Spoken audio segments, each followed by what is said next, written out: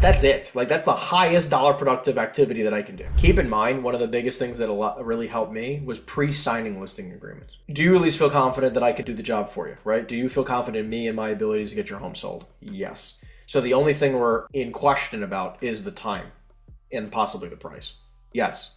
Okay, great. So what I'd like to do here, and what I've done in the past, is that let's sign a listing agreement today with a blank date, starting date, and a blank price. But at least this way I know that we can work together, because what I'd like to do, because based on this commitment to me, I'm going to give you my commitment by also starting to work on trying to find you buyers for when you're prepared. So that this way I can be so prepared for when you're ready to go. I might have 2 or 3 or 4 buyers lined up, ready to go, who are ready to buy the house right away at a fantastic price. Because what I don't want to do is then have a conversation maybe even 30 days beforehand where I'm, and all of a sudden now I have to do 10 times more work in 30 days versus what I can do between now and then. Does that make sense? 100%. And I'm saying, does that make sense? Not only to you, but to them, right? Like, so like, as far as that, so does that make sense? And then try to get them to sign the agreement ahead of time. This way, like, okay, I have a locked up listing for May, right? Or even saying something along the lines. So just to clarify, so if you got an offer, let's just say they wanted 900 or a million or whatever the heck they want, like, just to clarify, so if you got $1 million today, you wouldn't take it, right? Right. Just putting that power back, taking the power back from them.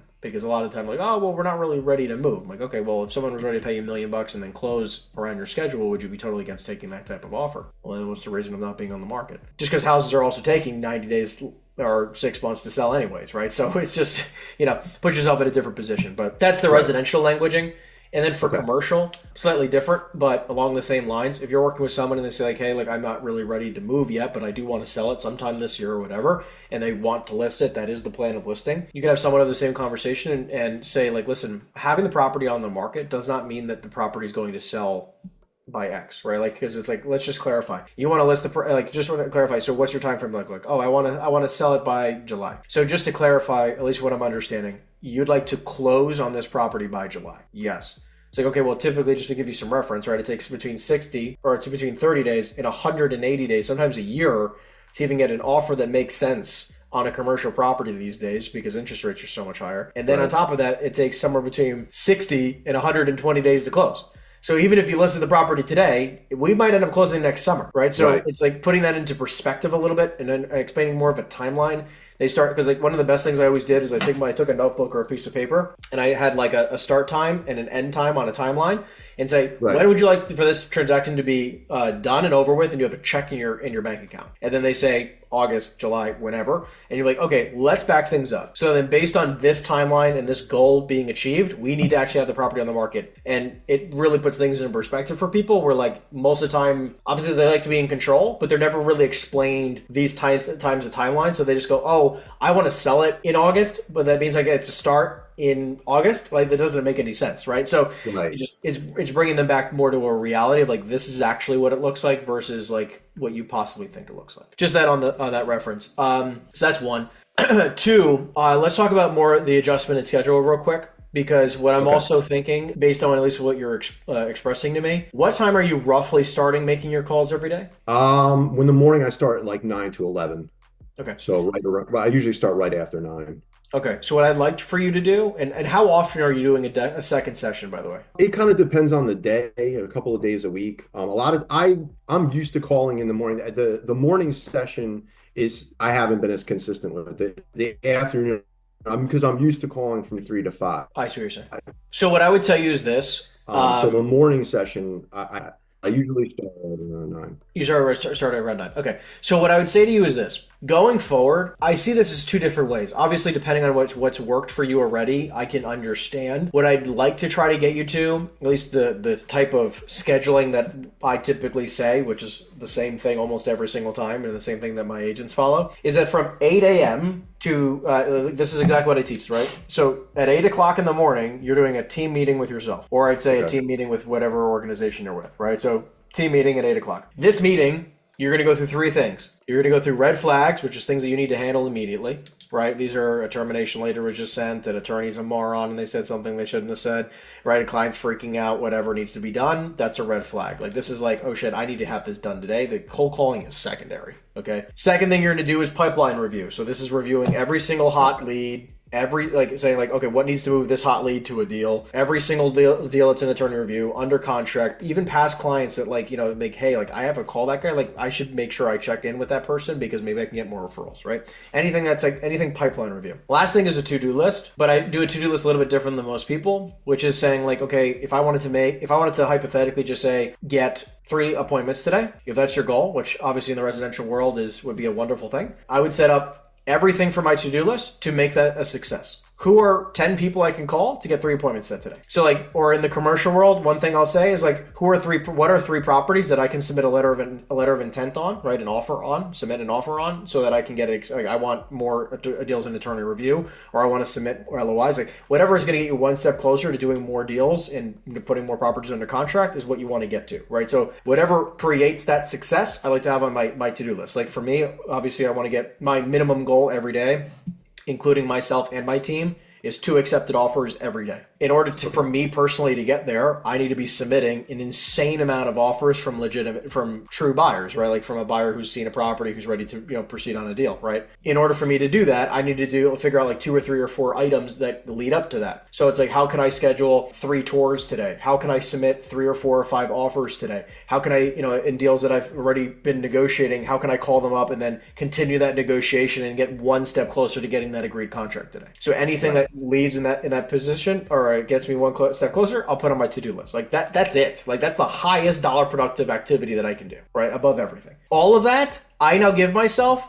30 minutes to do all of it. So everything that's on my red flags, everything that's on my to-do list or from pipeline, I have 30 minutes to handle all of it. That immediately goes to the next thing I'm doing today is just handling 100% of that task list. So that's handling all my red flags. If anything from the pipeline review, send an email, call a person, a returnee, seller, buyer, whatever, gets done, as well as anything from the checklist that needs to be done immediately, like submit letter of intent, try to set up a showing, I'll shoot a bunch of text messages, make a bunch of calls. I want that done in 30 minutes. Because by 8:30, 8:45, latest 9 o'clock in the morning, I want to be clear-headed.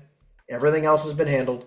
I've already checked a bunch of boxes, and now I just get to rip the phones for the next 4 hours. So instead of taking a break at 11 o'clock, I want you to try to push that. Now, again, sometimes for dietary reasons or other reasons, but like I personally don't eat until like somewhere around 1:30. Yeah, I'm the same way. So awesome. So like take that time from 9 o'clock till 1 p.m. to be on the phones, 4 hours a day. Because then the entire rest of your day is going to look like one of a few things. One, you can of course pivot back. If you didn't get any leads and you don't have any appointments, that should be just a straight calling day. Because there's nothing else more important other than lead generation, right? Now, at 1 o'clock, you can also pivot, right? So if you have appointments and you have errands you have to run and all that kind of stuff, which, look, I mean, everyone has a life. I understand that things come up. But keeping in mind, like, if you didn't generate any leads and you have no appointments, there's nothing else better you should be doing than trying to get to 40 or 50 leads this month, which then, in turn, at 15% ratio, should get you to 4, 5, 6, whatever it is, 8 appointments set this month. At 1 o'clock, I also, again, this is more residential minded. At 1 o'clock, I guess for residential and commercial, I'll say kind of both. 1 o'clock to 2 o'clock is follow-up time every day. So you like being on the phone from 3 to 5 or whatever it is, that's fine. I would just highly recommend that eat lunch. I eat lunch when I do this too. Like, it doesn't really matter. But while I'm eating lunch and doing my thing, I just have all my follow-up calls in front of me. I'm making my calls. I'm eating at the same time, whatever. I'm double multitasking. I'm sending out text messages. I'm doing whatever I need to be doing to follow up with leads, to try to set appointments. Same thing for the commercial world. I'm following up with people, trying to get more offers, underwrite more deals, do whatever I can to kind of move the needle a little bit. Obviously, majority of deals are done through follow-up. So if you need to, take 1 day a week, 2 days a week, and spend 2 hours in follow-up. Biggest mistake a lot of people make is that they might do a great job at lead gen, but they absolutely suck at follow-up and they don't do any follow-up, and then they all of a sudden are just kind of prospecting to prospect and they never end up doing any deals. If the only thing you did better and worked on was 2 metrics, which is 1, your leads go from 20 to 40. And the second thing you did was that you did an insane job at your follow-up. You will do probably double the amount of business you did with almost not fixing anything else. You could not fix your listing presentation. You could not work on anything anything additional. Just doubling the amount of time that you spend on lead gen so you can get from 20 to 40 and enhancing your skill sets there, right? Maybe even get to 50 or 60. Keeping the same 15% ratio for, when it comes to appointment set, you will still then double or triple the amount of leads you do. Or deals you do. The only adjustment also that I would say is that on Wednesdays for right now, because obviously when you're in the residential world, I never recommend that, like we talked about, to just go cold turkey to commercial. Doesn't make any sense. But going forward, every Wednesday is your commercial day. Okay. All right. So when you're prospecting, you're calling commercial. When you're doing your follow-up, you're doing commercial. When you're doing, when you're pitching deals and trying to set appointments, it's commercial. Wednesday is commercial day. Now, obviously, you got your business to tend to, but like from, your red flags and all that kind of stuff, sure, handle all residential business. Whatever needs to be done can be done. But again, same thing. You don't go on appointments till after 5 o'clock in the or 4 o'clock in the afternoon. It's another huge mistake that most people make. They're like, oh, it's a really important meeting. Everything's important, but what's more important is the lead generation and the lead follow-up and pitching deals and getting offers on stuff versus going on an appointment. Like, even if you're going to go get a listing, that's great, but do it after 4 o'clock in the afternoon so it doesn't screw up your whole day. I mean, especially with residential, a lot of times you're not getting an appointment during the day. I mean, occasionally I work with buyers during the day, but for the most part, sellers at work. But I'm saying even a buyer, same thing. Yeah. I've become pretty good at pushing things into my schedule and only going on appointments when I have time, which is then. Awesome. And if I just following you a little bit and looking into the program, I want to switch to what you're doing. Because what I noticed is that, and maybe other people deal with this too, is I notice on my afternoon call session sometimes, it's like I'm fired up in the morning, man. Like I get up, I do my morning routine, like I'm ready to fucking rock. And sometimes by the time 3 o'clock comes, I'm kind of losing a little bit of steam. And I like the fact of calling, like doing all that stuff, 8 to 1 or even 8 to 2, stuff like that, because I have the energy then. I feel like it's a better time for me to do it.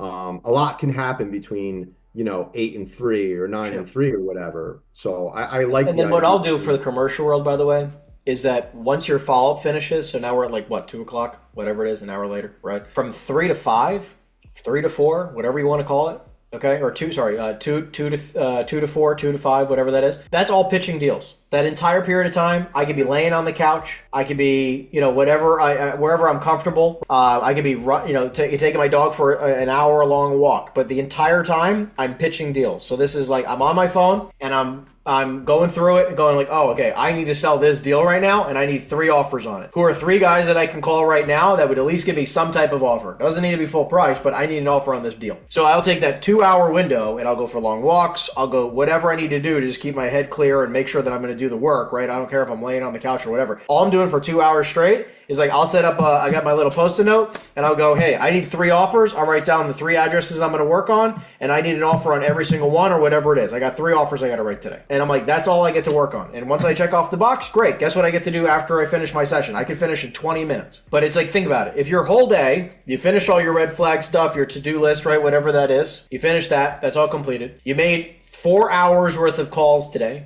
You generated 2 leads today. On top of that, you set 1 appointment, and you got 1 or 2 offers written up from pitching those deals out, right? And maybe even another appointment from your follow-up. Now it's 4 or 5 o'clock in the afternoon. Maybe you're tired, maybe you're not. Maybe you have an appointment, maybe you don't. But the point is, by 5 o'clock, you're like, I killed it today, no matter what. But like each one of those metrics are super crucial. Like if you're going through your entire day and you generated no leads during your 4 hours, during your follow-up, no leads, no appointments. During your follow-up, no appointments. During your your time to pitch deals, no appointments. What do you think you should be doing by 4 or 5 o'clock? Keep going if you have the energy or if you want to. Yeah, I mean, look, I don't even want to say if you want to. It's sort of a must. Yeah, Today's just going to be a 16-hour day. It comes in flows, but what I have found to be the detriment of most real estate agents is that they don't realize that like if you're a solo entrepreneur, which most real estate agents make, right? If you do not get X result today, you technically didn't move the business forward. It's like, not scoring any points in the game today. It's like losing that game today. Keep in mind that, yes, I agree. Like, look, you're still, I'm not saying you're not working, but we only have one job, and that's to move the business an inch forward every day, right? How do I just move the business a little bit forward every day? And the only way to do that is by chucking a few of those metric boxes, making sure you generate 2 leads a day, making sure you set 1 appointment per day. I'm not saying the lead needs to be spectacular. I'm not saying that the appointment maybe won't cancel, but it's saying like, hey, like what actually needs to happen today is I need to check X one of these, all 3 of these boxes. I need 2 leads today. I need 1 appointment set, and I need to write up 1 offer today. I understand, because we don't get paid for our time. You know what I mean? Exactly. Like if like you said, you got to keep going until you get something. So I totally understand that. Yeah. So like what I'm saying is that like those 3 metrics are more important than even the hours you work. So like I kind of laugh sometimes when I'm like, listen, like you could, those few days where like you're prospecting for 30 minutes, you get 2 great leads and you set an appointment. I get the good feeling, but like if you can do that by 9:30 in the morning, you did your job. It's like you could go home that day at 9:30 and go like, or I'd even say two, again, as long as it's all three, right? 2 leads, 1 appointment, 1 offer written up, right? And submitted to the seller and and working on negotiating. You do that every day. It's really fucking hard to not make money. But what happens is that we have days, or too many of those days, where you generate no leads, you don't set appointments, and you didn't submit an offer, and you're like, oh, it's a law of averages. We hear this all the time, which I agree it is. But then there's the difference between average agents and great agents, which are the ones that will do whatever it takes until X metric is achieved. Because then it's a daily metric. It's not a when I feel like it metric. You know what I mean? It's like your car does not actually run if there is no gas. So it's the same thing in your business. The gas in your business is fueled by 2 leads, 1 appointment, 1 offer a day. So you do that, and that's like every day you got to fuel the business. And it might take you sometimes till 10 a.m. and other days it might take you till 10 p.m. But you fuel the business.